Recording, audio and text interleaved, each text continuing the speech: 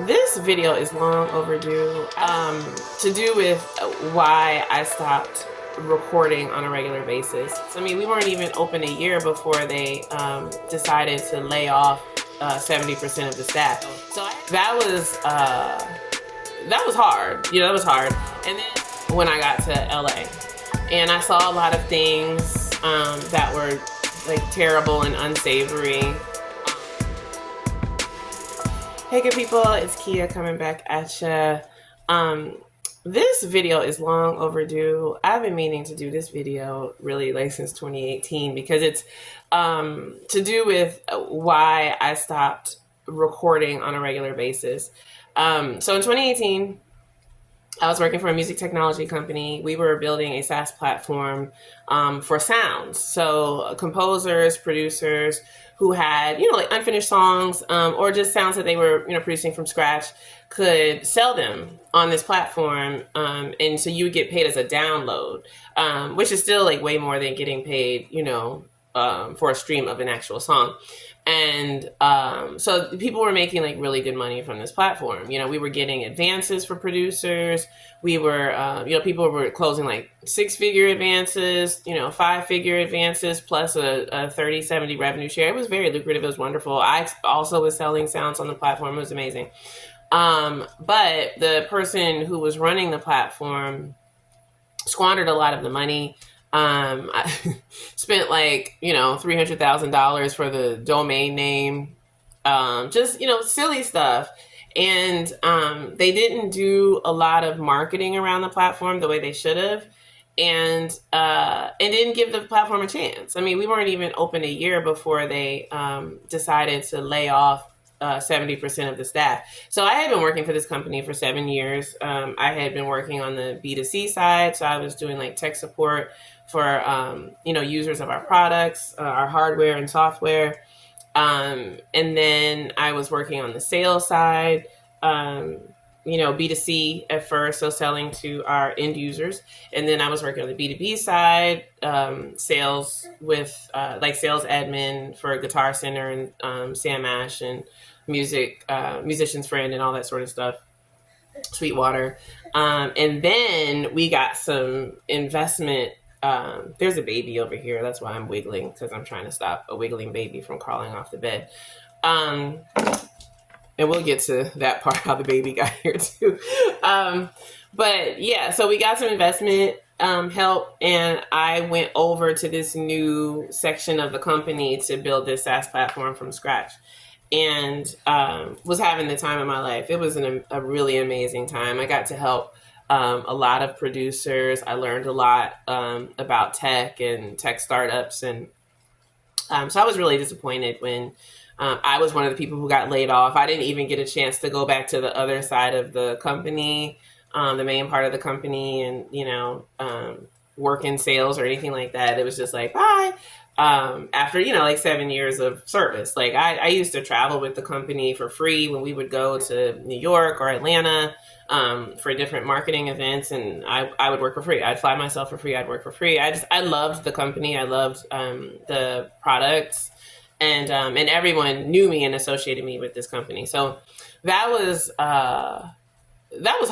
That was hard. And then to boot, I had moved to LA to do like TV and music, and I learned a lot about the entertainment industry when I got to LA, and I saw a lot of things that were like terrible and unsavory. Had some terrible experiences. Been roofied like 3 times in LA. Thankfully not violated, but roofied definitely 3 times in bars in Los Angeles. And seen a lot of people sell their souls, and just end up in bad places. Like you see a lot. And so when I finally came to the realization that the career that I thought that I could have in the entertainment industry in Los Angeles, I would not be able to have, because there were just certain things I wasn't going to do. I started looking, like wanting to move. So when I was working at this company, we were, looking at opening up an outpost in Nashville. And I was kind of looking at Nashville because I wanted to get out of LA for all the reasons that I just stated. Plus, I wanted to, get a house and stuff. And, I just couldn't, I couldn't afford it in Los Angeles. Like when you work for any kind of entertainment company in Los Angeles, they don't pay, they want to pay you 50K, 60K and just be like, you should just be happy to be here sort of thing. Like there are lots of people who want this spot. You know what I'm saying? Even on a corporate side, like, for sure, like when you're, acting and doing different things, if it's non-union, they're definitely going to pay you on that. You should just be happy to be here too. But I was union. So like anytime I got a television gig or whatever, it paid well. But it was the corporate side that didn't. And so you obviously can't buy a house. I mean, to try to buy a shack in Los Angeles, you're going to pay $1 million. So when I got laid off, I was looking for other sort of like music tech jobs in the area, and I didn't really see any, or it wasn't like finding any. And I was thinking about, I'm from New York, and I had been in New York doing musical theater before I moved to Los Angeles. So I went to New York and like interviewed at Splice and some other places, and ended up getting a job doing branded merch.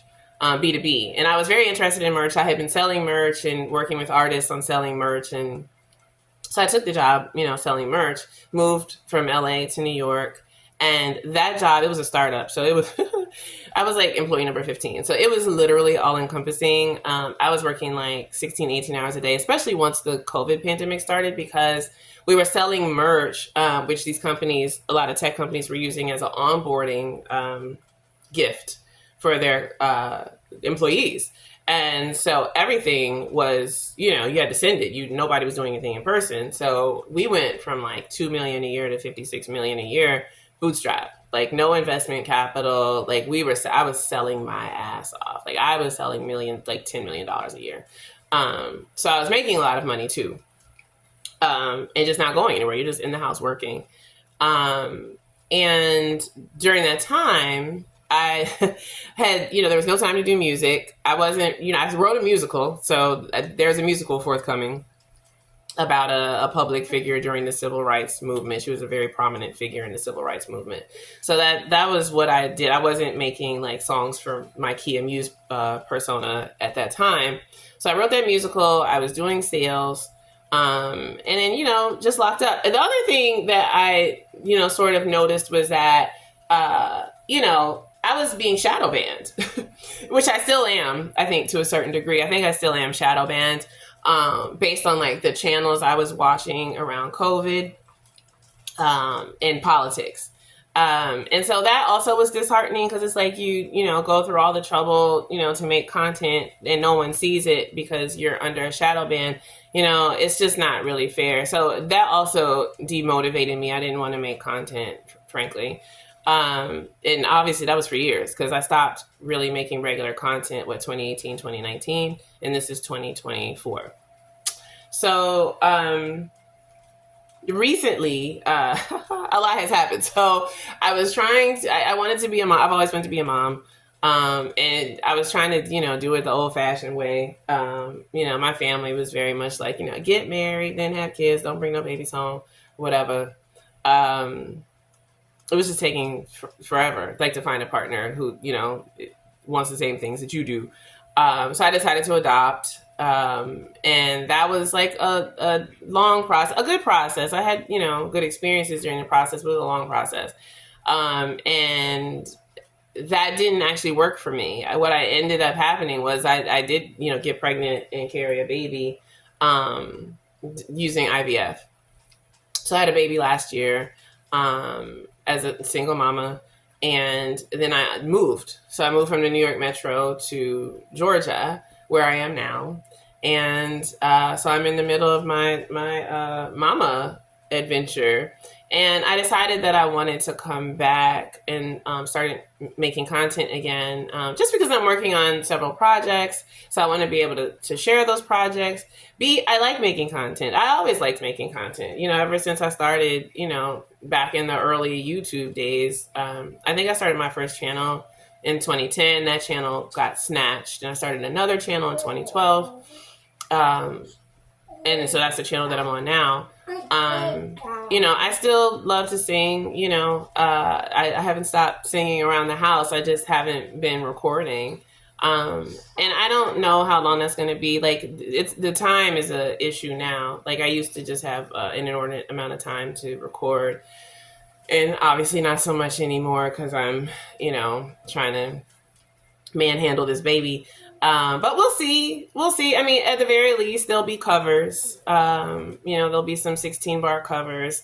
I'm now completely obsessed with Formula One racing, which I didn't even know what it was before. So you're definitely going to see Formula One content. And then you're going to see content around my other projects. So I do...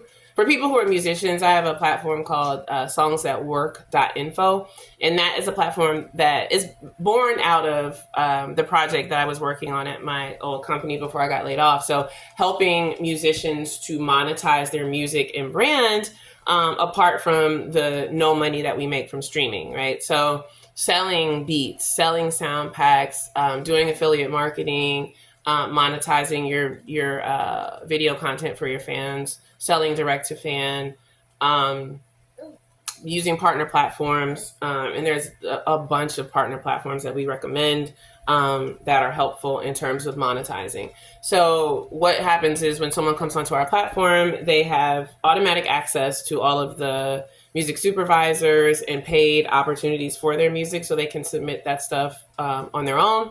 And they know that they've done the submission, so there's no scamming. There's no, they don't have to worry like, oh, I'm paying these people. Are they submitting me? No, you're submitting yourself. But what we also do, because musicians just don't, and from having worked with musicians for 10 years, they don't, and this is a terrible thing to say, they don't really like to read, and they feel like they're not business people. They get very shy about selling their music, and that shouldn't be. So what we do is we set up their income streams for them. Like, we listen to their music, we do a email consultation based on the music and the links that they send to us, and then we set up their earning income stream. So these are the shows that your music would be good for. These are the music supervisors that would be interested in your music. These are the ad agencies. These are the affiliate marketing companies you could work with. These are the partner platforms you could work with. These are the production music libraries you should put your music into, because it will be found and you will get sync, revenue, that kind of stuff. So we set up all that for their clients, and it's been great. Like I said, it's still a slow educational process for musicians, because they're so battle scarred and just so weary about being scammed, rightly so.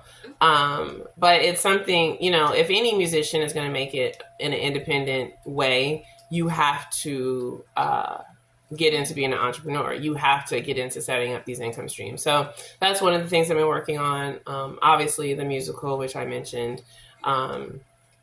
I have a publishing thing that I do as well. So, I'm busy, but I am going to, be putting content on this channel again. The channel is not dead.